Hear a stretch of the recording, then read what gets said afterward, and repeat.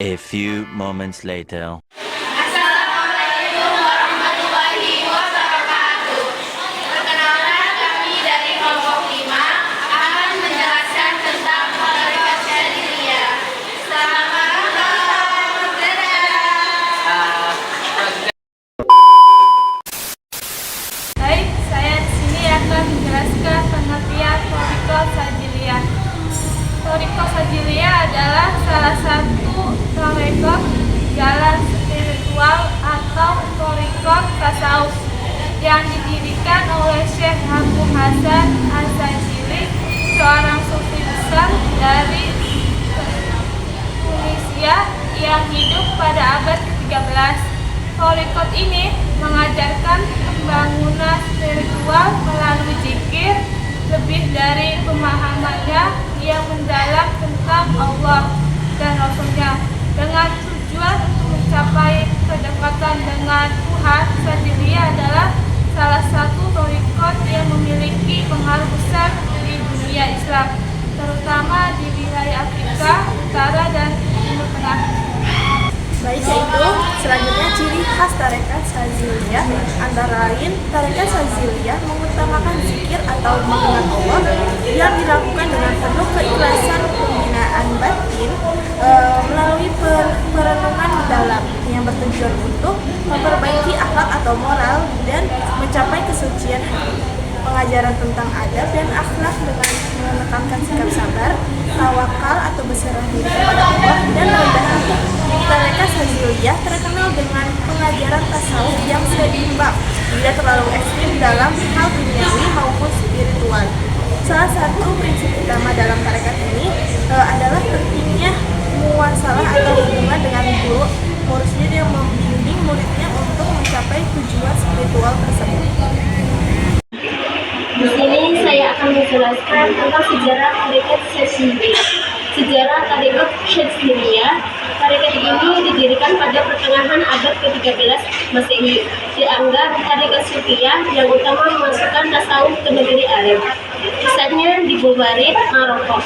Pendirinya adalah Syekh Abu Hasan bin Abdullah bin Abdul Jabbar bin Hormuz Asyadzili Al-Maghribi Al-Husaini Al-Idris, keturunan Sayyidina Hasan bin Ali bin Abi Thalib. Ia dilahirkan pada tahun 615 Hijriah atau 1195 Masehi di Gahambara, Afrika, dan wafat pada tahun 615 Hijriah atau 1219 Masehi di Padang Pasir. Dan pengikutnya terbanyak di Afrika.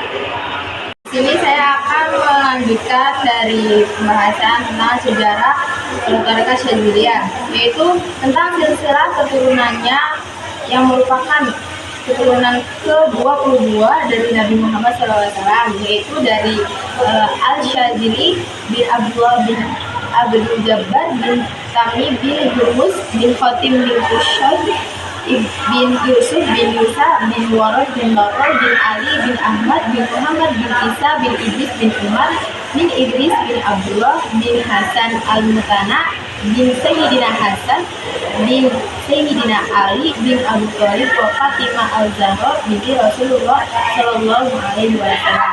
Nah, jadi tadi merupakan sejarah dari Thariqat Syadziliyah.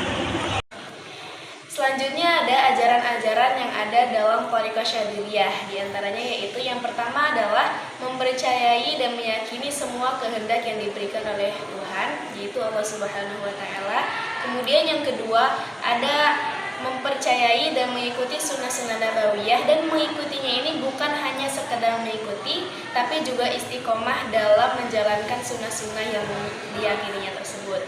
Kemudian dalam setiap cobaan, dalam setiap apapun yang kita terima, kita harus mensyukuri dan menerima apapun yang ada dan terjadi dalam hidup kita, karena semua itu semata-mata adalah pemberian dari Allah Subhanahu wa taala.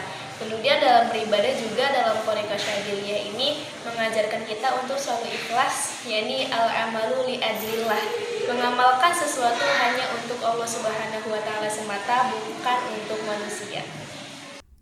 Thariqat Syadziliyah memiliki 5 ajaran dasar yang disebut dengan al-alul al-khumsah, yaitu dekat dengan Allah lahir dan batin, terus mengikuti sunnah Nabi dengan istiqomah, tidak bergantung pada manusia, terus ada menerima pemberian dari Tuhan. Yang terakhir ada selalu berpegang teguh pada Allah baik dalam keadaan senang maupun susah. Nah, kelima ajaran tarekat Syadziliyah dari dasar-dasar pokok al-alul al-khomsah yang merupakan tumpuan utama bagi pengikut tarekat Syadziliyah adalah yang pertama harus memiliki semangat yang tinggi. Karena dari semangat yang tinggi itulah akan dinaikkan derajat seseorang.